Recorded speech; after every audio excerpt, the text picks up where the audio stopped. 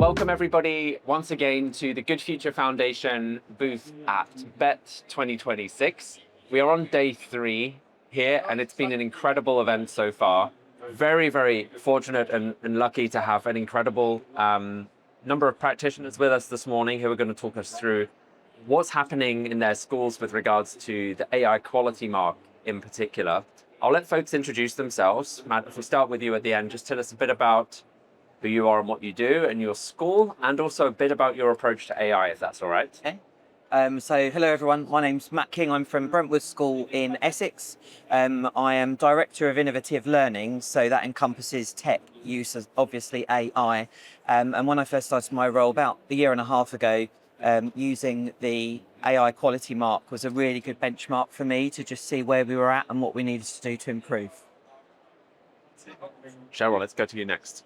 Hi everyone, my name's Cheryl Shirley. I'm Director of Digital at the Leo Academy Trust. We're a group of 12 schools based in South West London, Surrey. And again, my role has, is to oversee digital strategy with AI as well. And I think, we've been using the AI quality mark to really help us to structure that strategy and to sort of see where we were, but also to see where we were going next. Kind of some areas were really strong and some areas we needed to develop, and that's really helped me to kind of think about kind of how we move forward. Excellent stuff. Alan, please, over to you. Good morning. My name's Alan Johnson. I'm from Mount Kelly School down in Tavistock in Devon. We're an all-through boarding school, so we go from early years all the way through to A-level in the school of BTEC. And we've just started our journey, I think my colleagues here. So the bronze mark, which we managed to gain, has given us pointers of what to do next. But I think one of the biggest bonuses for me, first of all, there's the objectivity. Are we doing a good job to get that objective view? But also then meeting other colleagues and the online community, being able to converse about things, and I've got this problem, how are you dealing with this one? That's really, really helpful. So I think that's going to really point us in the right direction. I'm interested to know as a starting point then, because AI for many schools is still quite a big unknown. Even though we're sort of 3 years into ChatGPT becoming a mainstream or a household name, how did you get the buy-in that you needed and the support that you needed across different teams in your schools? And what did that involvement look like? Was it cross-departmental? Were you involving all of SLT? Did you involve a parent or a student committee? If you could give us some of the details, Cheryl, maybe I'll start with you on that one, please. Yeah, absolutely. I think one of the things that we did first, when, I suppose for us, we were already on a bit of a journey in terms of digital anyway, so I think we'd already started to create that culture. But I think when AI became a lot more prevalent in schools and it was becoming more on the agenda and the media and all that sort of stuff, I think the first thing I did was kind of really think about different areas of the academy. So I set up a working party. It involved people from finance, HR, a head teacher, TAs, teachers, etc., everybody, and obviously students. So we had some our sort of digital leaders as well involved in just talking about what they knew already. And I think one of the things we obviously started, probably like many did, around kind of what are the barriers that you currently have, and how can AI be that problem-solving tool. And so it was really important for me to do that because, again, I think, so I have teaching and learning background. So I think I was already, in my head, like, I know what teachers probably want and how that's going to help them. But I've never worked in HR and I've never worked in finance. So I don't know what the pain points are. So it's really important to have those guys there at the beginning to really drill down what they needed. And so that was our kind of starting point.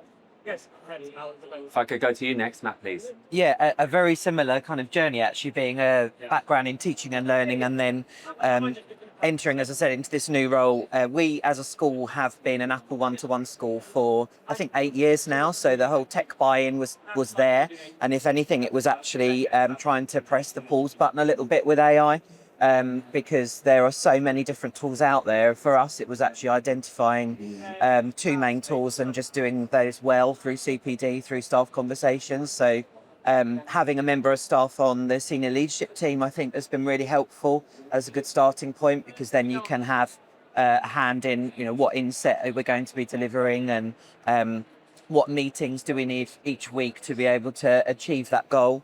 And we kind of live by a little philosophy that Professor Rose Lukin has been saying for quite a long time, which is think fast but act slow. And I think we've certainly stuck to that philosophy as we've gone through. Excellent stuff. Alan, how about your side? Well, I think the way I kind of look at it, if there's a number of threads that we need to kind of try and pull together or weave together. So obviously you're aware, like you say, over 2-3 years of low rumblings in the distance, but you haven't actually done anything concrete.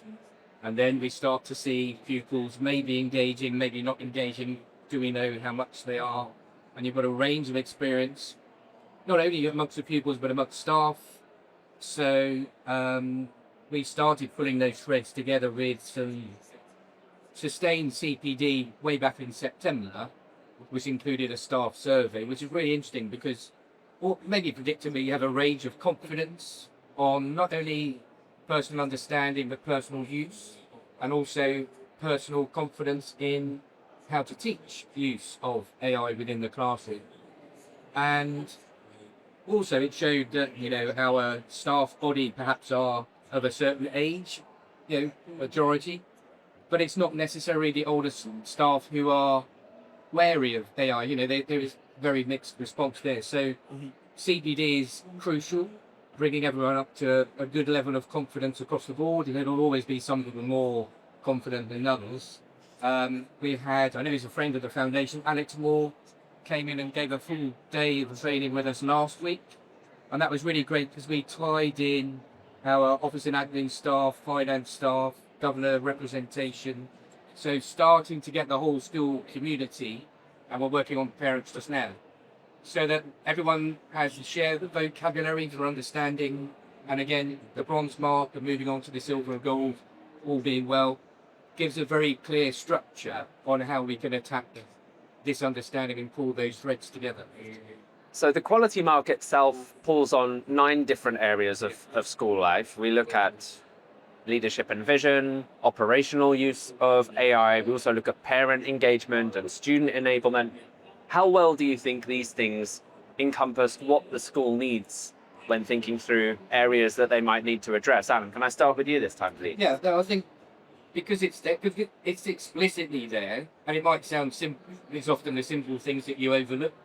So you may identify through a survey that there's an area for development here, but in doing that, you might take your eye off another area. And this is the problem with drawing those elements together. You have to raise standards and awareness of understanding simultaneously across all of those areas. So I think having that 9-mark checklist means that you don't kind of lose track of one area when you're working on another. And I'm very fortunate now I've got a strong team working with me, both on the college side and on the prep side, so the senior and junior side, helping to promote both understanding and also engagement. And there's genuine excitement amongst staff, and I think if the staff have that excitement, that's going to feed into the learning and the engagement within the classroom as well. Cheryl, how about for you? I think having those areas has been really helpful for so many reasons. But I also think though, so when I was doing mine, we were going for like silver mark, and I was looking through the categories, and I think we've done lots of work with staff and like again teachers, pupils, and we hadn't really thought about parents. And I think a lot of all of the paperwork that we've developed at that point, AI policy and all that sort of stuff, it was in such jargon that our parents wouldn't really understood it. So again, the feedback session that I had with the person that was looking at our application was really helpful, because it was like, you need to make sure that there is a really clear approach to AI for everyone. And so that was something that I really took from our feedback session. And actually, I was like, I've never really thought of that before. That how do we make sure that we're getting this message across to parents, that we're not just using AI, because I think they also have mixed feelings at this point about AI, how it's going to be used, and that's the same with digital in general, right? Like there's worries about all sorts of things. So that was really helpful to us. Sorry, can I ask, Please. with that? How are you approaching that? With parents, yeah. So we came up with kind of 5 threads. Like, so what our approach were, and a lot of it was around like making sure that AI was still very human centric. We were talking about ethics and bias and all that sort of stuff. And I think, and then what we've done from that, we're currently developing like a little short video to, again, just to drill down. And then schools individually are sort of doing parent workshops and things like that, just again to show the approach and to talk about how teachers are utilising it to ensure that learning is it's enhancing learning rather than being another add-on that aids fad. Matt, let's go to you, and then I'd love to come back to this point of parents, if I may. But please do tell us. For us as well, the area I would say out of doing the 9-point check was definitely what are we now going to start doing within our already existing parental engagement program. So I think we're about our third workshop in now, where we've had. We're quite lucky as a school in that our governors and some of our parents are connected into some quite like Microsoft and Google as companies. So we've been working with them to deliver, for example, a workshop on encouraging AI safety at home. We've done another separate workshop on different devices showing how they can be set up safely for a 13-year-old, for a 16-year-old and beyond.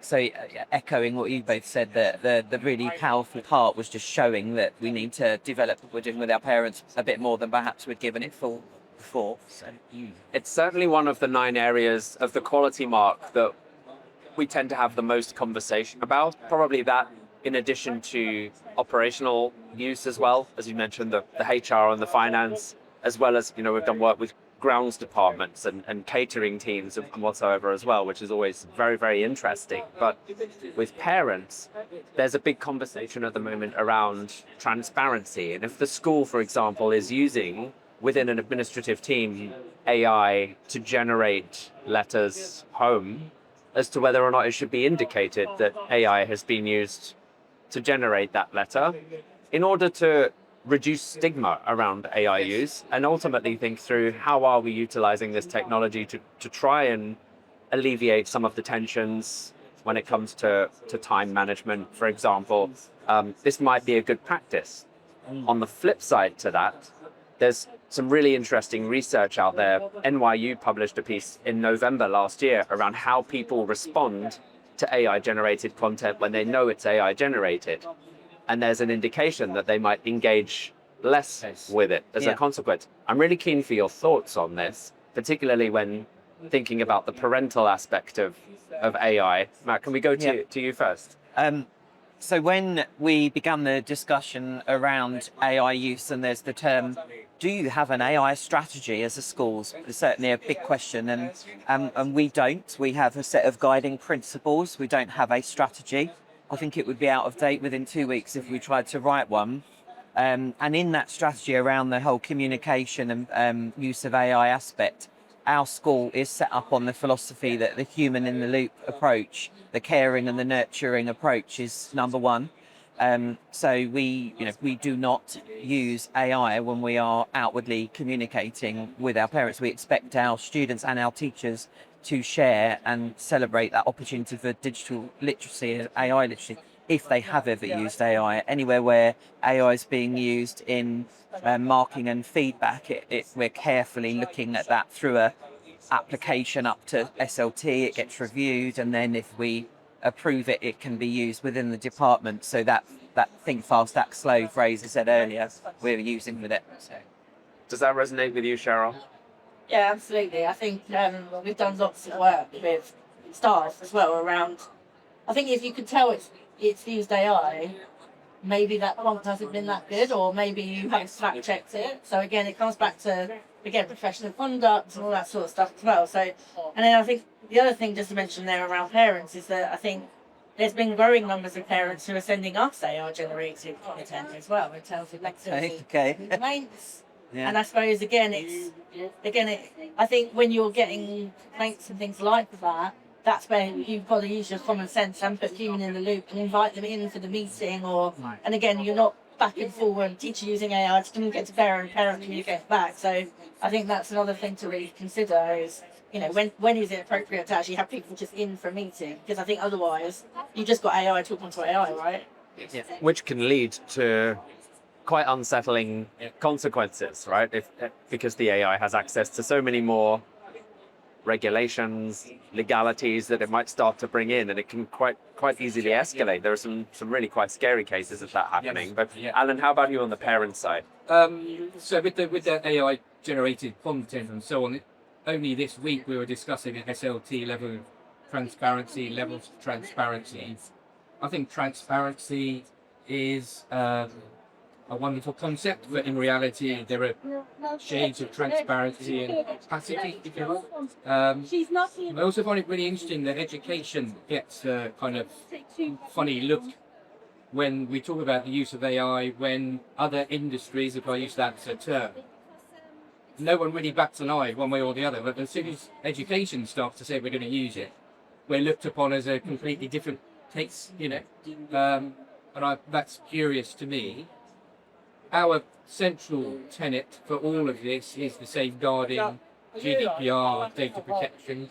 So all of the conversations we have, that's the starting point. So whether we're talking with the marketing team or teaching and learning team or the finance team, if we are using AI platforms and we're trialing a few at the moment to see how they work, ostensibly we're the co-pilot kind of schools, because and that's closed system, inward facing, for all the right reasons, all the good reasons. So I wouldn't pretend we have an answer, but it is very much at the top of our list of, if we are doing stuff and we are generating and it is going out, ethically, as you said, I think there is a responsibility to be clear about that. And I think it came up in one of the conversations with Jim Knight, which was, last term. In the classroom, students are going to respond better and be more honest with their use of AI if we're more honest with our use of AI. Otherwise, me hide it, they hide it, and then you're on a hiding to nothing. Exactly right. And I'm keen to explore lots of different areas of the quality mark, although I'm not sure we can get to all 9. That's definitely one of the most pressing. So thank you for talking through the parental aspect. What might you say, I'm wondering, to a school that's on their first rung of the ladder here and really thinking through, is this a good thing for me to be spending time on? Is this a good thing for our school to be focusing on when it comes to AI across the board? And is the quality mark the right first step for them, do we think? Meryl, maybe Cheryl, we can start with you. Yeah, absolutely. I think the quality mark's a really good place to benchmark where you're at, and if you're not anywhere, then again you've got a really clear criteria of where to go and how to start, and I think that's going to be helpful to everybody. And I think again it's about starting small. It's looking at your, you can come to shows like BETT and get overwhelmed with the amount of products that are around. And I think that's, that can be really challenging. You've got sparkles and all the things that are promising you all these things, but I think it's going back to your roots and really thinking about what does my school need? What are our priorities? What are we trying to achieve? And then looking at tools that can support you to achieve that. Great stuff. Alan, please. There's an awful lot of white noise, isn't there, around the AI?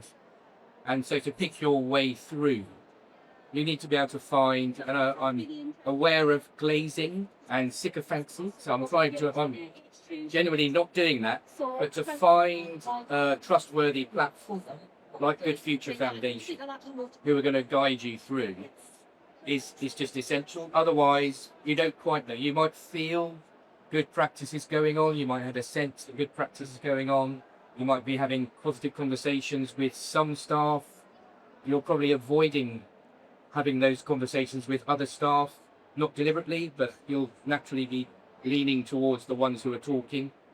You're probably not even having conversations with pupils unless you're pushing that conversation, and if that's not happening, it's probably not happening with governance or with pupils. So to find a platform like Good Futures and look in the background, do your own research, but look at the very trustworthy and external and objective point of view to help guide you in the right direction, I think is essential. So just jump in and have a go, is what I would say. Thank you, Alan. Matt? Yeah, I kind of got, I suppose, 2 prongs to my answer. I think we have a responsibility to make sure that our students can use and understand AI, because this is going to be part of their work in the future. It's a bit scary as educators, and we don't technically know what jobs our students might be entering into, but we do know, if we look at the World Economic Forum's predictions for the future, that it's going to be things like creative, problem solving, coding, the sorts of things that having AI literacy would lead to. So we've definitely got a responsibility there. If you are a school starting out thinking about, well, should we look at where AI is in the curriculum? Absolutely, for your students, yes. And then for Good Future Foundation, as others have said, it's free. There is no back sell. As we're sat in, as you know, BETT, where there certainly are a few companies that both of those are not true for. And I think quite a lot of the extra links and online network meetings and the network newsletter that comes out regularly, every single time, it's just been written from a place of good, solid knowledge and past experience. So yeah, I really recommend Good Future Foundation. I want to pick up on that point, Matt, that you raised, and Cheryl, you talked about it as well for a few moments. We are, of course, in the largest ed tech event in the world right now. There's lots of AI solutions around us, offering different things for different purposes.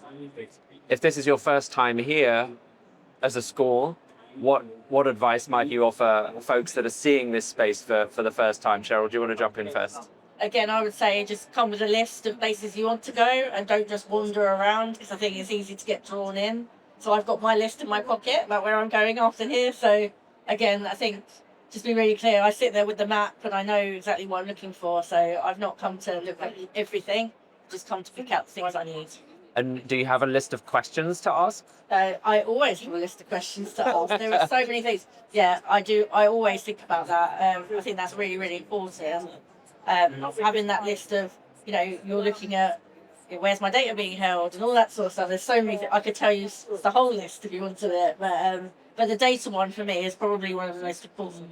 I want to signal boost the Chartered College teaching who have printed questions as well for teachers to put on their lanyard to go around and ask tech companies about, which is a really great idea. I thought it'd be good to have your thoughts on those questions if you get a chance to pick them up. Alan, how about you? What first time at BETT? What do you advise? I would allow yourself to be overwhelmed, because it is overwhelming, and I would allow yourself to kind of just enjoy some of the stuff that you're probably never going to use, but just have a look at what's out there. Because what it does do is generate that enthusiasm for this thing, which is not going away. And you have to really embrace it and believe in it, and then start to focus, I think, on your context.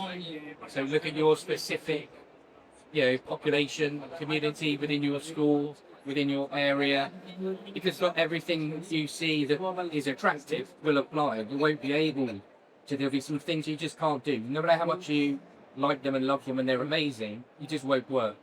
So I think allowing yourself to be overwhelmed and immerse, and then take a step back and go, okay, we've done that, but now where am I coming from? Where do we need to focus? And then start to really be more specific about it. We don't all need a dancing robot dog, but it's fun to see it in action.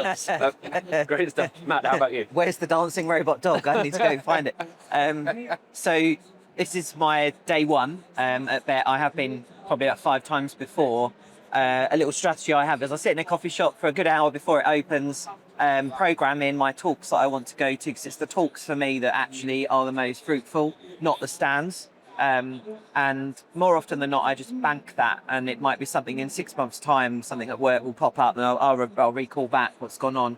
Yes, I have got 3 different companies specifically I want to go and talk to.